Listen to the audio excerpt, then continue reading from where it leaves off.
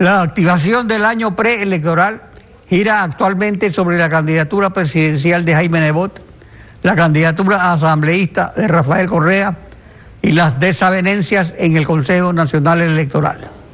Esteban Torres, del Movimiento Regional Tiempo de Cambio, aliado del PSC, buen día, bienvenido a Contacto Directo. Buenos días, un saludo a todos. Después de que en la segunda vuelta 1996 Anclada Bucaram no derrotó, Jaime Nebot se ha abstenido de ser candidato presidencial, pero el PSC siempre lanza su precandidatura. En 2009 se abstuvo y Luis Fernando Torres, su papá, estaba dispuesto a candidatizarse por el PSC, que no lo respaldó. Así nació el movimiento Tiempo de Cambio. El PSC no tuvo candidato presidencial por la derecha, se lanzaron Lucio Gutiérrez y Álvaro Novoa. Correa los derrotó en primera vuelta con arroz verde y el apoyo del PRE, el MPD, Ruptura y la Izquierda Democrática. En Guayaquil hubo el voto cruzado Nebot alcalde, Correa presidente. ¿Qué prevé Tiempo de Cambio, aliado del PSC, en repetición de la crónica anunciada de que Nebot no sería candidato?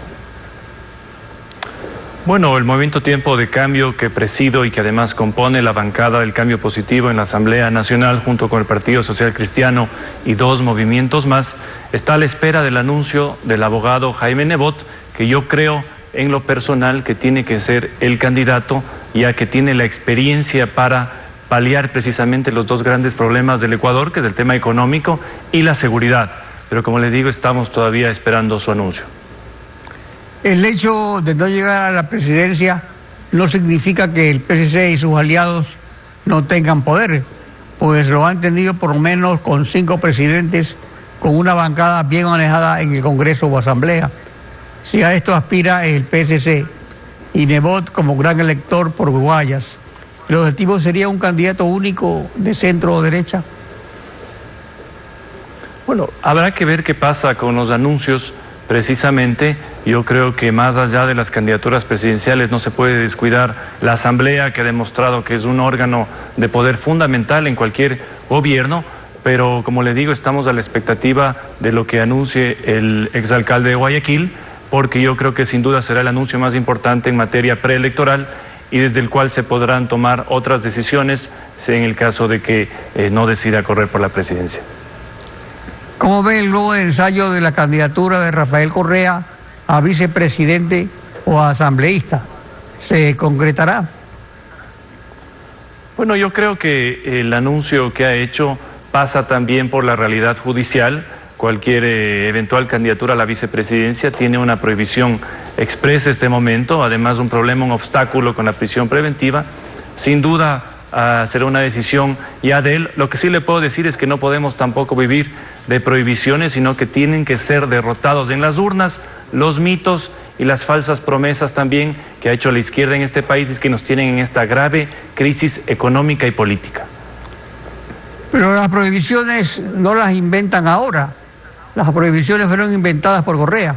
Por ejemplo, según la Constitución y el Código de la Democracia, la papeleta presidencial es unipersonal. Es decir, que el que no puede ser presidente tampoco puede ser vicepresidente. Él entonces no podría ser candidato a vicepresidente. Bueno, en esta interpretación yo creo que es compleja, pero podríamos decir lo mismo en el caso, por ejemplo, de un viceprefecto y una prefecta.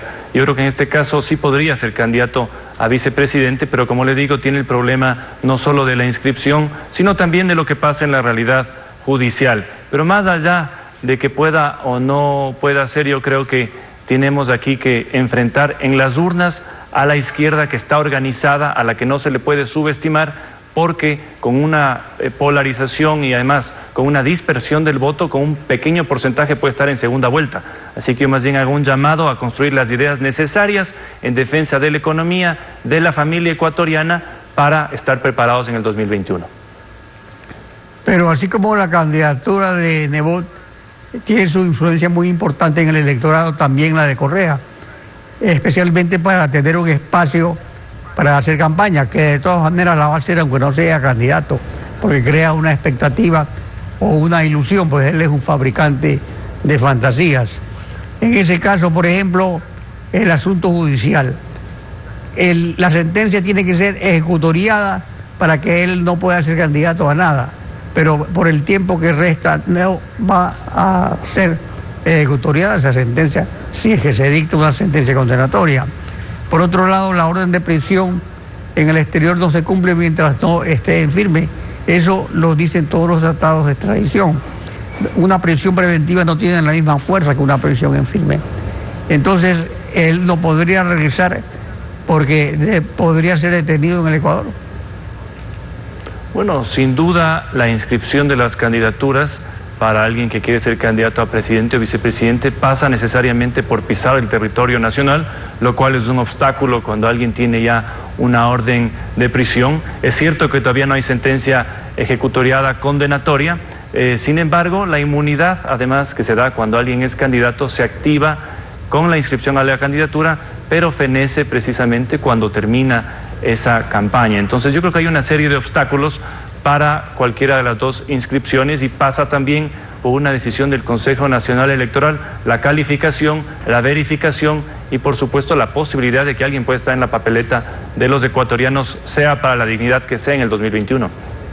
El electorado 2021, que decide como independiente de las tendencias de derecha e izquierda, espera que surja un rostro nuevo que refleje esperanzas, pues el Ecuador estaría como ese perro que se busca morder la cola, siempre con el mismo problema, nunca lo soluciona.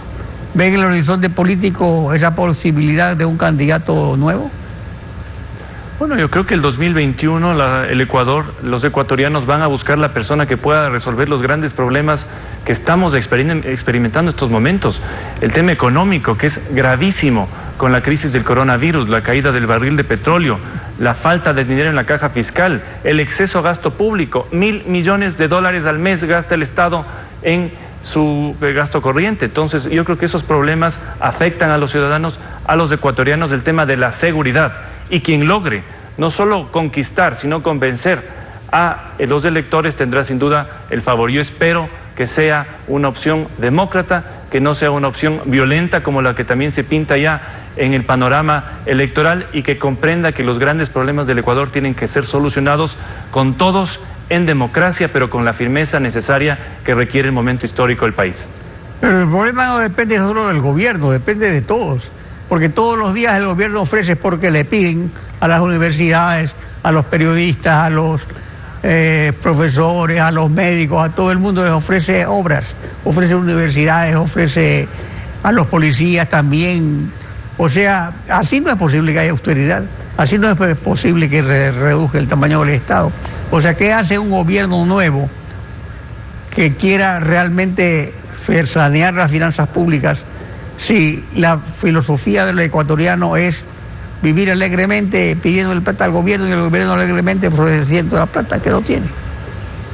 E incrementando el tamaño del Estado, pidiéndoles más impuestos, más recursos a los ecuatorianos. En eso sí yo estaré vigilante y sé que muchos legisladores también estaremos vigilantes de que las medidas que anuncia el gobierno no pasen por subir los impuestos, por causar más recesión en un momento difícil económico y por supuesto en reducir la masa del Estado. Tenemos alrededor de 170.000 servidores con contrato ocasional. Esto ha incrementado, no ha bajado. Este gobierno de transición ha sido de una transición demasiado larga que nos queda debiendo a todos y que por supuesto nos deja con la expectativa de que el 2021 venga alguien que sepa hacerse cargo de la economía, del Estado, que tenga la experiencia para hacerlo y que corrija los grandes problemas nacionales. Bueno, ese problema existe actualmente en el Ministerio de Inclusión Social, que ha contratado a 1.400 personas temporalmente.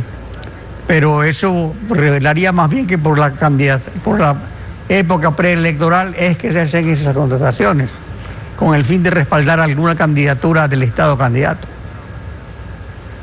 La época preelectoral lamentablemente contamina el ejercicio público. Ya vemos a muchos funcionarios que subidos en la maquinaria estatal están en campaña y eso tiene que ser denunciado. Asimismo, el crecimiento indiscriminado de funcionarios que muchas veces no tienen razón de ser, sino que son verdaderos pipones, se tiene que controlar. y esas son las grandes respuestas que tiene que darle el gobierno a los ecuatorianos, faltando pocos meses ya para que se acabe su función. Y como le digo, esperamos que el 2021 las opciones que tengan los ecuatorianos en la papeleta representen un cambio de verdad, tanto en la Asamblea, en la presidencia, con personas con experiencia que conozcan cómo se resuelven los problemas y que tengan la firmeza y la interés de hacerlo.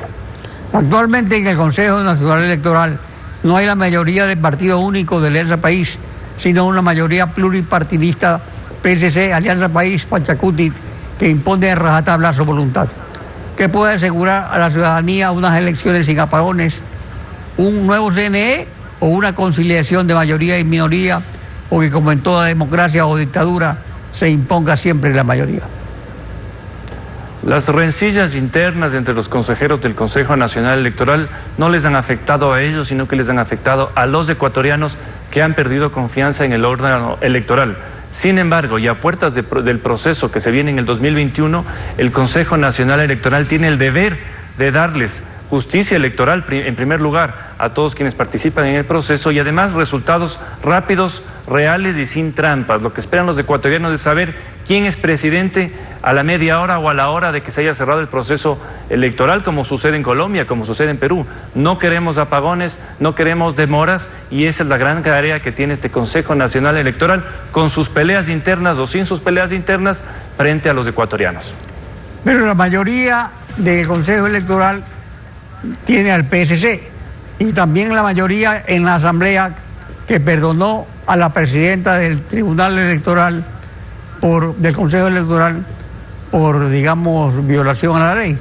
Entonces resulta que en la práctica el PSC estaría en la mayoría del Consejo Electoral, y sin embargo tampoco vemos de que haya una acción, digamos, concreta, definitiva y contundente de esa mayoría en favor de los temas pendientes, como la auditoría al sistema informático, como la auditoría al padrón electoral y tantas otras cosas que son necesarias para que no se repitan comicios tramposos o apagones el día de las elecciones. Todos las personas que están en el Consejo Nacional Electoral, que llegaron por uno u otro partido, tienen el deber de separarse de sus partidos y responderles a los ecuatorianos. Lo que usted menciona que sucedió en la Asamblea Nacional se dio en la comisión, y por eso precisamente estamos discutiendo reformas a la ley orgánica de la función legislativa, para que en materia de fiscalización no se quede un solo informe en la comisión, sino que sean conocidos en el Pleno, sean debatidos en el Pleno y sean, por supuesto, decididos en el Pleno, y asimismo que esta comisión sea de carácter permanente. Pero como le digo, independientemente de la afinidad que pueda tener uno u otro consejero, deben a los ecuatorianos, tienen que responderles a los ecuatorianos, y además tienen que parar esas rencillas internas que no le ayudan a nadie. Esteban Torres, de Tiempo de Cambio, gracias por acompañarnos en Contacto Directo.